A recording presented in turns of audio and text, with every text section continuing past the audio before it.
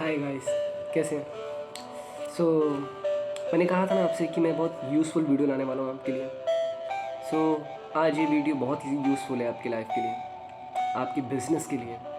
क्योंकि बड़े से बड़े बिजनेसमैन हो, चाहे वो रिलायंस, टाटा, बिरला, एनीबडी, ये 9 स्टेप को वो भी फॉलो करते होंगे, ज़रूर करते होंगे।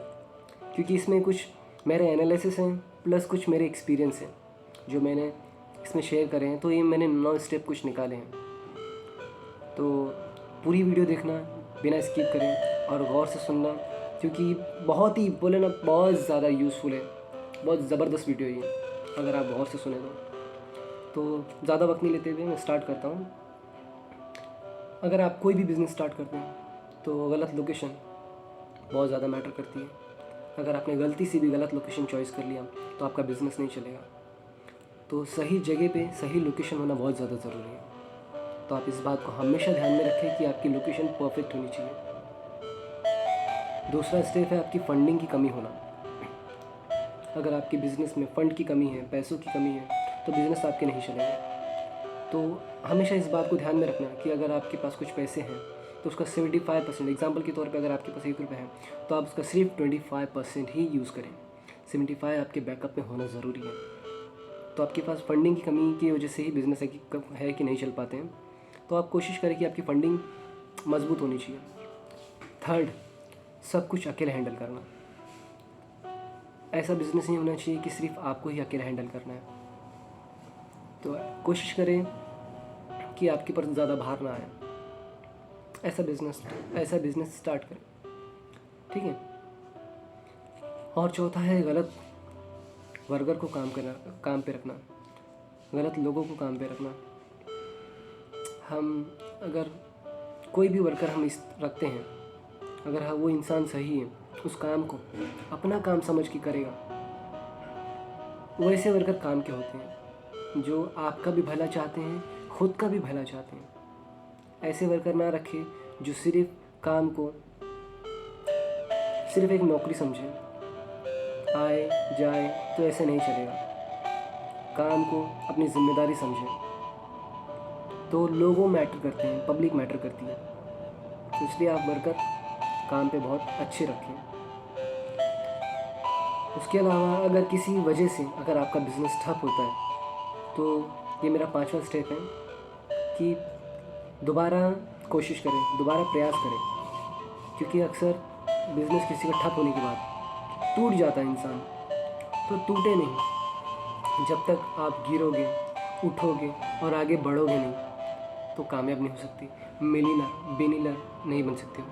अगर आपको बिलियनियर बनना है तो प्लीज़ आप इस बात को भी ध्यान में रखना कि जितनी भी मुश्किलें आए, आगे बढ़ते रहना। तो कोशिश करते रहें, कोशिश करने वालों की हार नहीं होती, आपने सुना होगा।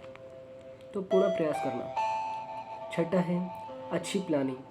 आप जब भी कोई बिज़नेस स्टार्ट करो तो उसकी परफेक्ट प्लानिंग होनी चाहिए। आपके माइंड में ब्लूप्रिंट अच्छे से डिज़ाइन होनी चाहिए कि आपको करना क्या है, कहाँ से स्टार्ट करना है और कैसे आपके बिज़नेस को स्पेंड करना है। ये बात हमेशा क्लियर रखना माइंड में। जब तक आपके विज़न क्लियर नहीं होंगे आपका बिज़नेस कभी नहीं चलेगा। तो आई होप आपको समझ में आया होगा। 7वां है गलत कस्टमर पर ध्यान देना।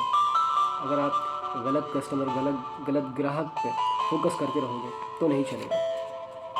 तो कोशिश करें कि आप अपने सही कस्टमर पे फोकस करें। 8वां है धैर्य, यानी सब्र, पेशेंस। सब्र की कमी होना। क्या होता है ना, कभी कभी हम बिज़नेस स्टार्ट करते हैं, 5 साल 2 साल निकल जाते हैं।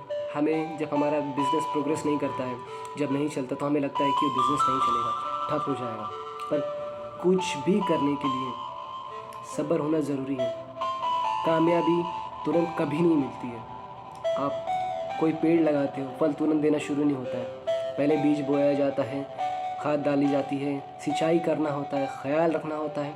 कुछ सालों के बाद जाके उसमें फल लगते हैं जिनका हमें फ़ायदा मिलता है।